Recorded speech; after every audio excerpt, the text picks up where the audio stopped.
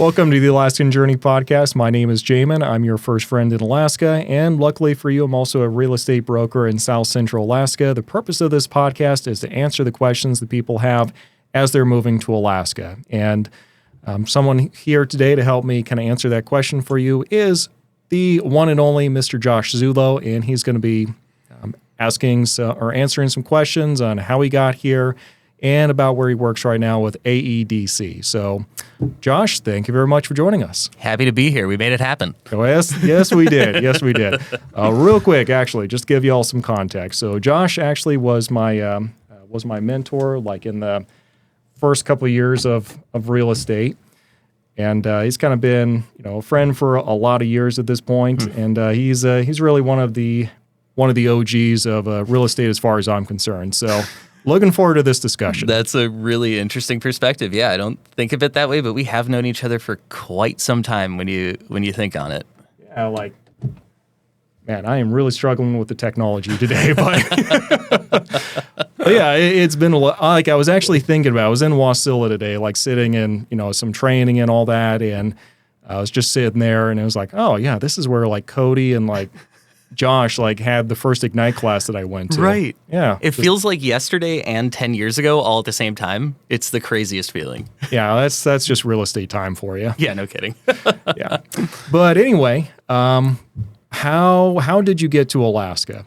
Oh, my tale probably much like many. At least the people that I've been talking to. I am from the East Coast. I'm from Pennsylvania originally. Had a very close friend back home coming out of high school, so 2008-ish. Met the summer after senior year, went to different colleges, kind of stayed in touch and everything. And we both ended up in Philadelphia about 6 or 7 years later. And that friend decided to look for a change, right? Send her resume out across the country, worked in healthcare, so a lot of flexibility there. Got a really great job offer up here in Alaska. Had a very old dog, so she couldn't fly up. So she said, hey, I'm taking a 2-week drive. You want to come? At that point, I was delivering pizza, working in a restaurant, playing in bands. And I said, yeah, I got nothing going on here. So we took the drive, and I got here April 2016, dropped her off and said, wow, this place is great. I'll be back in 6 months. And flew home, packed up all my stuff, saved some money, bought a truck, and drove up 6 months later. Man, just think how different life would be had your friend not had an old dog. That's a really great point. I have not considered that as the actual catalyst, but yeah, that's so true. I have all this that old dog to thank for all this. Absolutely. So what was the first place that you went to in Alaska? Were you moving to South Central Anchorage area, or where were you going? Yeah, so that's a good question. The person I moved up with took a job at Providence. So we were coming into the Anchorage area. Providence Hospital is probably, I want to say, the largest healthcare employer in Anchorage. Maybe not by much, because we have a lot of healthcare employers. But so we were looking in Anchorage, found a little apartment to rent while we figured out, where we were going to actually land, and ended up landing in Eagle River. So a couple, 20 minutes north of Anchorage, little suburb. Mm-hmm. Yeah. Yeah. And what was kind of your first impressions of Eagle River when you got here? Because, you're coming from the big bad Northeast, so I imagine you might have been feeling a kind of way about Eagle River. So what did you think? It is a fascinating phenomenon that I have not yet figured out how to put into words very well, but I'll try, and I'll try to keep it succinct for you. But for about the 5 or 6 years before I moved to Alaska, I was in Philadelphia proper. I was living in North Philly. So about as opposite as you can get in terms of lifestyle. And so when we got here in April, before I had made the decision to move up, I just remember specifically, there's this intangible feeling about being in Alaska where you have these huge mountains, big skies, no traffic or little traffic compared to Philly. I don't know, this sense of wildness and untamedness that was really, really attractive to me, based off of the concrete jungle vibe of Philly. So that was my first impression. then I decided to move here. And then when I got here and got into Eagle River, I remember my first 3 months-ish, I didn't have a job lined up. Like, this was very spur-of-the-moment stuff. So I was sitting in our newly rented apartment with no furniture, a couple of bags, whatever fit in my truck is what I came here with. And I was sitting on the floor watching the same 3 DVDs on my laptop because I had no cable, no internet, no nothing, right? No money. And I remember thinking, this is the biggest mistake of my life. I'm in this tiny little town. Eagle River has... like 30,000 maybe? Yeah, like less than a half a city block of the population in Philadelphia. And I remember being in the grocery store, just walking around town going, what have I done? This is crazy. And I got really homesick. So got a couple of, I got a job in real estate, which we could get to a little bit later, but got a part-time gig at the gym, make some money because I had none. Saved up enough to fly back because I was homesick. Booked a 2-week trip back, got back, and within 2 days was itching to get back to Alaska. Did not anticipate it, but it just happened organically. And I was like, wow, I am home now, It was a wild feeling.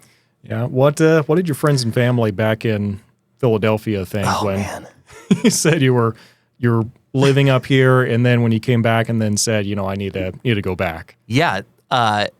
It's funny. It's a mixed reaction. I think a lot of people don't realize the opportunity that Alaska provides.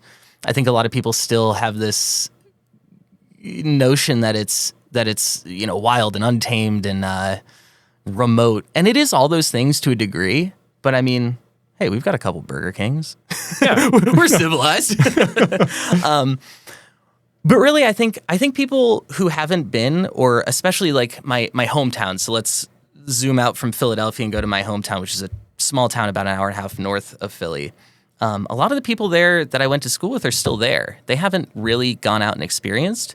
So you get a lot of just really what feels like really simple questions because they don't have the same perspective. My favorite was, how are you going to drive there? When I look on the map, Alaska's down in the middle of the water. That was an actual question? That was a real question. Not being sarcastic. I swear. I laughed it off because I thought it was a joke. And then she was like, wait, no, seriously, though, how are you going to get there? I was like, oh, no. But I think I tell that story a lot to kind of, it demonstrates in a very hyperbolic way, I think, what a lot of people's view of Alaska is. They just don't know much about it. We're kind of our own little insulated island up here. So it's been always interesting to try to explain what it's like here to people who haven't been. Yeah, it's Alaska is probably one of those only states where you go somewhere and it's like you immediately become a spokesperson for your entire state. Like you don't get that with Texas. You don't get that with like all these other states because people know what to expect. It's so true. You become like a default ambassador. Like it becomes part of your identity in such a way that like it just is a part of you. I'm from Alaska now. Yep, and you just wheel out your little podium and that's right. Let the questions start rolling. That's so right. I mean, that's kind of like the fun part too. When you get to travel and you show your Alaskan ID at a bar or something to grab a beer or something, it is the single easiest conversation starter I think I've ever experienced was just saying, "Hi, I'm Josh. I'm from Alaska." And then just immediately, Alaska. That's exactly how it says. Yeah. Every time. Every time. You got the impression perfect.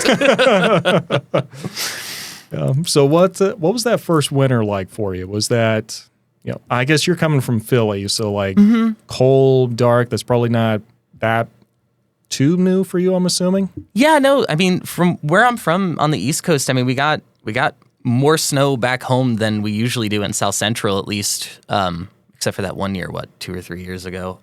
Yeah, that was soul crushing. But as far as, the dark goes, the cold, the snow, it's all stuff that I experienced anyway. The East Coast is, the Northeast, growing up, just the same. You go to work when it's dark and you leave when it's dark. It's the same here. It's a little more exaggerated, but it didn't bother me.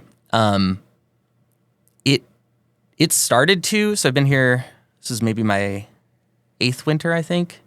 And around like winter 4, it started to bother me, but then I learned how to ski and then it didn't bother me anymore. So, as long as you keep busy, or at least for me, as long as I keep busy, I'm It doesn't bother me. Yeah. What about the summer times? Like, because I know in Philly, they don't have 24-hour sunlight. So what was that like for you getting used to that? I'm still not. I don't know if I've met any. Are you used to it? No, Yeah, no. right. Like, I still, like, I just went and bought another bottle of melatonin just yesterday. Like, That's the thing. You know, a lot of people ask about the winter, but I think the summer actually takes more to get used to. Like, just throws your whole circadian rhythm to smithereens. But I love it. I'm already, what is it? Solstice is this weekend, at least as of the date that we're recording this. In a couple days, June 21st, I think. Mm-hmm. Longest day of the year. I can't believe it's already solstice. It just flies in the summer. I don't know. it's, yeah. And then before you know, we've got that dissension down to like the darkness and everything and the times that we don't name. yeah, the unnameable times, the dark times. The unnameable times. It's always been fun, and like I continue to find, and I think it's a universal Alaskan experience where you get that summer mania where between the sun and the weather is beautiful and the scenery is beautiful, you get all this energy and you want to do all the things, and then you do all the things, and then you're just in a perpetual state of exhaustion and excitement. And then by the time the dark times come, you're ready. You're ready to hibernate. It's like, I am so tired. Yeah, I know. I've totally been there before. Yeah. Man. So got here, kind of got adjusted to that and everything. What was it like for you because you mentioned getting a job at a gym. What was finding employment like up here for you as someone coming in from out of state? Yeah. That's a great question, and there's a couple ways you can answer it. So with my experience, I came here with not a very impressive resume. I won't sugarcoat it. I had some managerial experience, some bookkeeping experience at a local grocery store back home, but I didn't have anything that I could just hand to any employer and they would be like, we need this guy, right? I had to sell myself a bit. I had to make a case for why you should hire me. But even with that, I found that it was very approachable compared to like Philadelphia, right? Where it's hyper competitive. You could be in the top 10% of achievers or GPAs coming out of college or whatever, and there's always going to be uncountable people that are more qualified, better spoken, better educated. You could be top 10% and still be garbage there. Really, it's so competitive. So I think one of the biggest refreshers when it comes to like employment and finding my way in terms of just making a living here, I just felt so much more comfortable reaching. The job that I landed in real estate was a part-time administrative gig, and that was an absolute reach. I mean, my resume did not match that job position, but it wasn't intimidating to try because the pool, at least my perspective at the time was like, man, there's 260,000 people in South Central, in Anchorage, in the Anchorage Bowl. Like, again, that's a city block in Philly. I stand a chance. So why not try it, Competition is so much less. Big fish, small pond, baby. But to go a little bit further on that, I think the barriers of entry are a little bit lower. Like you can find opportunities here in terms of employment that you wouldn't be able to find elsewhere just because of the lack of population, really.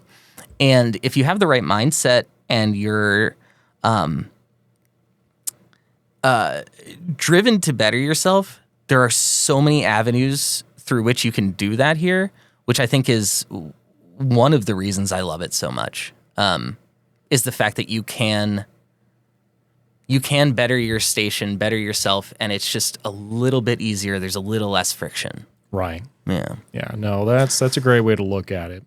I mean, I've talked with a number of friends before. I mean, they've gotten amazing opportunities and, done some incredible things. But yeah, talking to them, they've all said about the same thing of, hey, if this was Texas, Colorado, Florida, like there's no way I could do that equivalent in that state just because there are fewer people to compete with, and the degrees of separation is like so significant. 3 maybe Yeah. in this state. Yeah. Right. And that's the other beautiful thing is like if you're open to it and if you have the right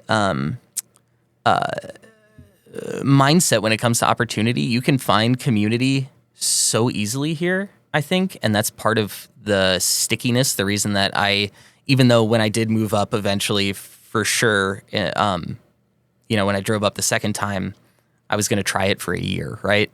And then maybe go home.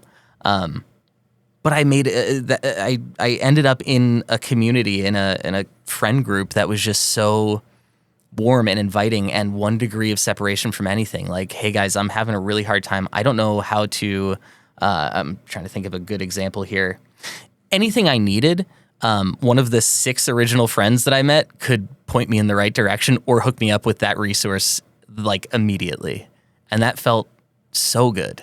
Having that support, even though I had just landed here, if that makes sense. Oh, it totally does. And I'm glad to hear you kind of talk about the community aspect of it, because that's one element that a lot of people really do struggle with when they're moving up here. For you, what was it like finding a group and kind of getting plugged into it?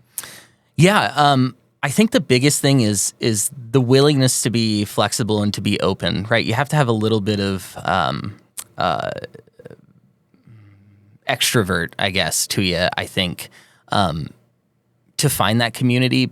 But when you do, it's so welcoming. And a good example of that is when I first got here, the first like little group or the first community that I tried to become a part of, let's say, very outdoorsy, very hiking forward, mountain running, stuff that I had never been exposed to or was in physical condition to participate in. But that didn't stop any of them from inviting me on those activities and teaching me how to properly run a trail without hurting myself, or teach me how to rock climb on like the rock faces on the side of the highway when you're going down a Seward. The craziest stuff that I'd never considered doing before. Now, that community, I didn't find that I really was in alignment with it, but they had my back anyway. And as I, stayed and continued to make friends and started to lay roots here, I did end up finding my community, which is like the music and arts community that I really was in alignment with. But either way, either community, whether I was in alignment or not, both had my back immediately. And that's so opposite of my experience on the East Coast. Yeah, because in the East Coast, they kind of have a reputation of having those circles you have to break into. And it's near impossible. And not to overgeneralize, but I was the same. It's you don't look for community on the East Coast. You have your crew, and that's your crew. And you don't want other people in it because you worked hard to make your crew, It's a weird phenomenon, but yeah, community I think is the biggest value add I think that Alaska can have. When you get here, if you're open to it and if you put yourself out there for opportunities, there's so many, and people are they're warm here. Yeah. Absolutely. So if you hadn't have settled down in the South Central Alaska area, what other part of Alaska do you think you might have gravitated to? Ooh, I still want to live in Southeast for like a year at least. I want to be down in like Juneau for a year or something. Honestly, I was kind of thinking you'd probably say that, but but let me hear from you why. Yeah. One, it is beautiful. 2, great music and art scene. It's a very arty little community. It feels like a small town, but it's our capital city. It's such a uniquely Alaskan experience, I think. That is where I will be at some point. How about that? That sounds good to me. You might also go check out Petersburg. That is the little Norway of Alaska, is what they call it. Like, it has a very strong Norwegian heritage, like small little town, 3,200 people. Ooh. And I mean, yeah, we'll talk more about that. I just got back from there just a little bit ago. Oh, so cool. It's fun. It's a good vibe. I love that. That brings up another beautiful point about Alaska in general is like there are so many unique pockets of communities that are like special in their own way. I was just talking to a new friend that I just met recently who's from New Jersey, and he flew down to Ketchikan for some event or something like that and was mind-boggled that when you land in Ketchikan on your plane, you then have to hop on a ferry to get to the mainland because the airport's on a little island. Mm-hmm. What a uniquely Alaskan experience. Like, who would have thought that that'd be a reality? And I just think that's really cool. Yeah. I mean, there's really no other state, too, where you're going to have, like I said, the Norwegian culture. Then you're going to have, like, you still have villages of, like, old believers, old Orthodox believers, like down near Homer and other places like that. You've got, obviously, the Alaska native villages all out there in the bush. And, just the tons culture. of diversity. Yeah, that's the trick. Yeah, it's just so many different cultures, and it's really cool. Absolutely. So tell me about AEDC. So what is it, and when did you get hooked up with them? Yeah. So I got here, what was it? November of 2017. I got into real estate, and I still do real estate. And about 6 or 7 months ago, let me backtrack a little bit. Your question was, what is AEDC? AEDC is the Anchorage Economic Development Corporation. So we're a nonprofit organization, and what we do is we endeavor to make Anchorage a place worth investing in, worth living in, worth laying roots in, right? And we accomplish that through a bunch of different initiatives, between infrastructure projects to I'm working on trying to get some murals downtown, just like quality of place projects. We kind of touch on everything, right? Which is super fun. So my, again, community and degrees of separation, right? Through my real estate career, I had the great fortune, and I'm so grateful to have created relationships like ours, right? Lasting relationships, mutual respect, just really strong connections. Through those connections, I ended up having lunch with a former colleague of mine in the real estate space who is now working at AEDC, and they had mentioned an opportunity for a project management position that aligned with my kind of particular skill set and personality style. Long story short, that lunch ended up with me taking a job like 3 weeks later as a project manager over there. So I went from, this is again a great testament to the ability to find opportunity in Alaska. I went from delivering pizza and playing music in Philly and hoping I could pay my rent, which was, what was it, $400 for one little bedroom in a 6-bedroom townhouse. To getting to Alaska, and within 8-ish years, growing through real estate into leadership positions in real estate that wouldn't have been possible anywhere else, which then allowed me to step into this economic development world, which, again, I tell Josh back in Philly that he's going to work at an economic development corporation, he would have laughed at you, right? So it's a fascinating exercise to kind of look back and to look forward at all the other opportunities that Alaska has, not just for me, but for anybody. Right. So what would you say some of those opportunities are?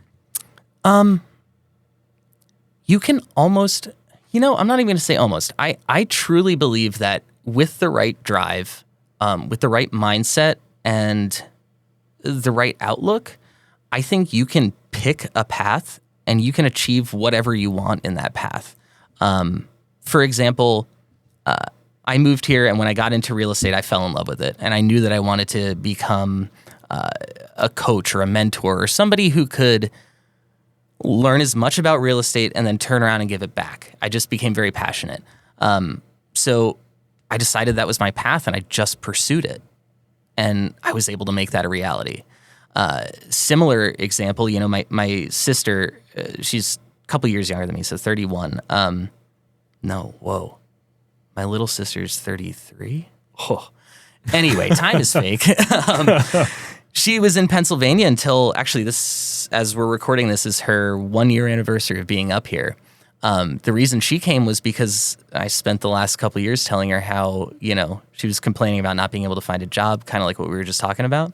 I said, hey, come here and decide what you want to do, and then we'll just do it. And she's been able to get on that path. And through my connections and experiences through my 6 or 7 years, we've been able to connect her with the right people to say, if you want to land here, here's your trajectory. You just got to work hard and you got to earn it. No one's going to give it to you, but you can get there. Right. So with the AEDC then, so do you guys look at specific areas and then figure out how to, I guess, beautify it? Like, how exactly do you guys go about trying to, because it sounds like you're trying to spur economic development in Anchorage specifically. So, what are some ways do you guys go about doing that? Yeah. It's a big beast. I call it the perpetual chicken or the egg, right? Our goal is to make Anchorage a place like worth living. We want to be attractive. We want to be the city where somebody down in the lower 48 is graduating with their degree and they're trying to figure out where to launch their life and their career. We want to be on that short list of cities that have the opportunities for those people to move to. The way we do that is, 2022, AEDC pulled together like over 100 community stakeholders. There were like 60-something meetings. We brought in outside consultants that have done economic development in other cities, and we put together this plan called Choose Anchorage, and that's pretty much our framework for what we do as an organization. 4 pillars. It's business vitality, so supporting the businesses that are here and attracting businesses from the lower 48 to expand here. Talent, which is building up our talent pipeline and making sure that there are qualified, skilled workers and they have the resources they need to become qualified and skilled to work the jobs that we have. Quality of place, which is those beautifications and more just like livability kind of initiatives. And then infrastructure. So optimizing, we're the 4th busiest cargo hub in the world. So optimizing, or not even optimizing, leveraging that fact to say, hey, this is our value. We're perfectly positioned geographically between, China, Japan, that whole eastern side of the world and the rest of the lower 48. I mean, we're right there in the middle. So there are plenty of different specific initiatives underneath those 4 pillars, but those are really the ones that we focus on. 1 minute. There we go. We got it. There we go. Well, outstanding. So, okay. So what are some obstacles between where we're at now and where you do want to get to the point where, we are in that short list of places that people want to go? 'Cause I'm glad to hear you say that because, that is a comment I get from a lot of people. They're like, hey, graduated here and everything and would have loved to have stayed in Alaska, but just the opportunities weren't there and I had to move somewhere else. So, what has to happen? Well, what obstacles have to be overcome to go from where we're at to, that point? Yeah. So many, Jamin, so many. And I say that with love and optimism in my heart. I won't sugarcoat it. Anchorage specifically, we have our challenges for sure. You can look at any news organization and you can find plenty of articles about our challenges. I see all of those as potential opportunities. I think the things that we need to overcome are, one, we need to, as a city, love ourselves again. And invest in ourselves a little bit. And you mentioned at the beginning of the podcast, you move to Alaska and you become an ambassador for the entire state, right? That is the truest thing I've heard. And if you take that a step further, anybody from Anchorage, they're an ambassador for Alaska. And a lot of times they're what's the antithesis to ambassador? You know what I'm getting at. Yeah, I know what you're saying. Yeah.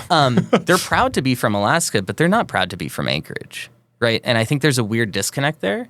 And I think the biggest obstacle is finding our city pride again, and loving where we live and telling that story on a grand level, because it's really easy to identify things that are wrong. And that's not just for Anchorage, that's just for life, right? very easy to find the negatives. It's more challenging to focus on these positive things or the opportunities or the unique value that Alaska and Anchorage specifically has for people. If you're not proud of it and you're not telling that story, we're geographically detached from the rest of the U.S. We're detached in this intangible form where when people think of Alaska, you think about it in an abstract. When I think about Pennsylvania, I know that I can drive to Jersey, I can drive to New York. Like, it just reads differently, I think, in people's heads.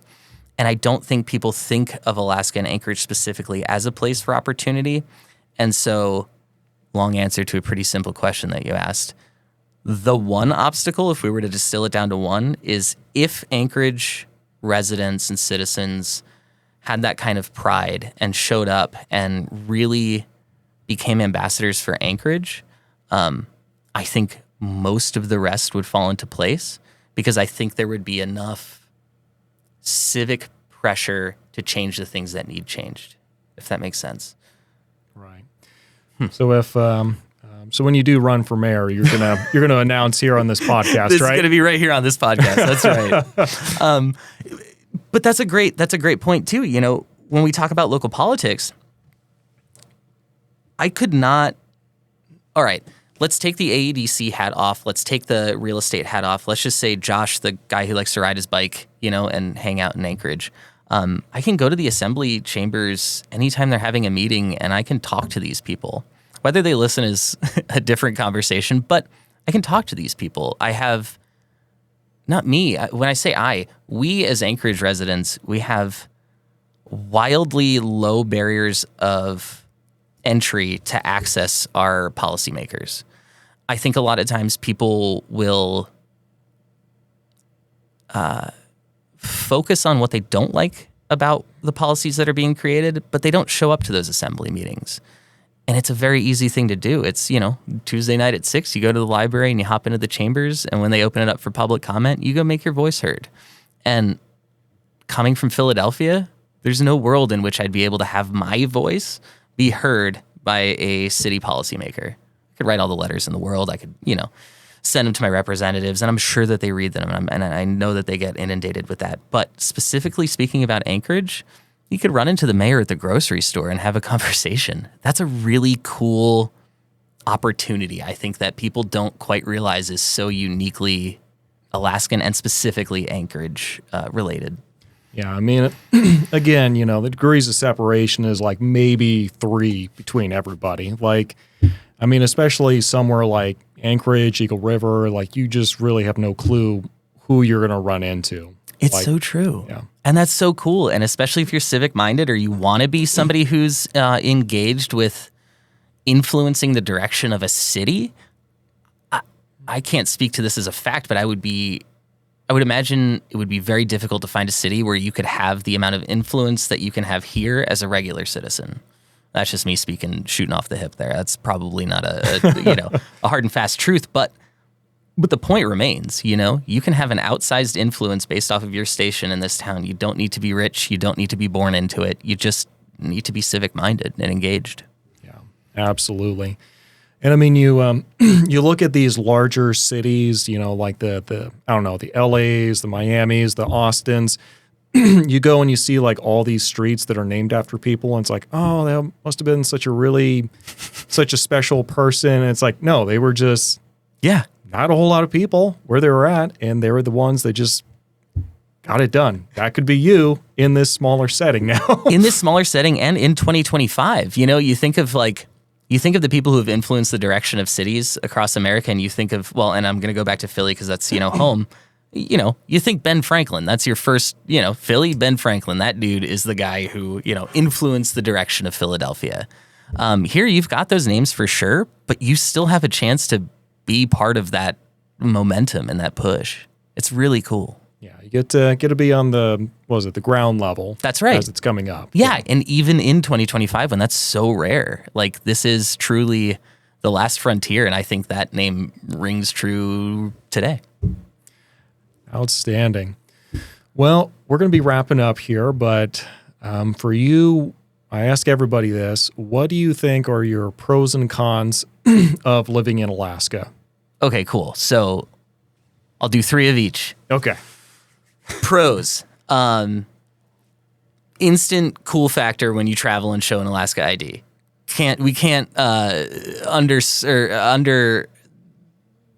We have to underscore how cool that is, right? Like, it's just cool. Second pro is the opportunity that we've been talking about. And that encompasses opportunity to find your community and find your people as well. And to just do whatever you want to do, whether it's live off grid or get into economic development, choose it, and then you can do it. And then 3, it's beautiful and it challenges you in ways that you may not be challenged other places. Living down Highland Road in the middle of winter and an avalanche comes through and you can't leave your neighborhood for a couple weeks, which happened a couple of years ago. Uniquely Alaskan experience, you know? Detractors, man, you're far away. It's tough. It feels like an island up here sometimes. Time zones, really tough, especially when your friends and family are on the East Coast. Yeah, that's pretty extreme. Yeah. It's a challenge. So there's that. I mean, cost of living, that's a fact. It's tough up here. We're far away. That's simple as that. What's another con? Let's see. How about 2? I'll just give you 2 cons. It's a great place to live. You can find a million good reasons and a million bad reasons to live anywhere. It just depends on what you focus on. Yeah, absolutely. Well, I'll let you off the hook with 2 then. But next time when I announce my mayoral run, we'll talk about the cons, and I'll figure out my political spin for that one. There you go. That'll be the nice, easy segue into your launch. Thank you for your time, Jamin. I appreciate it. Hey, well, my pleasure, and thank you very much for kind of coming on and sharing your perspective. Yeah. And everybody else, thank you very much for joining us, and we'll catch you next time.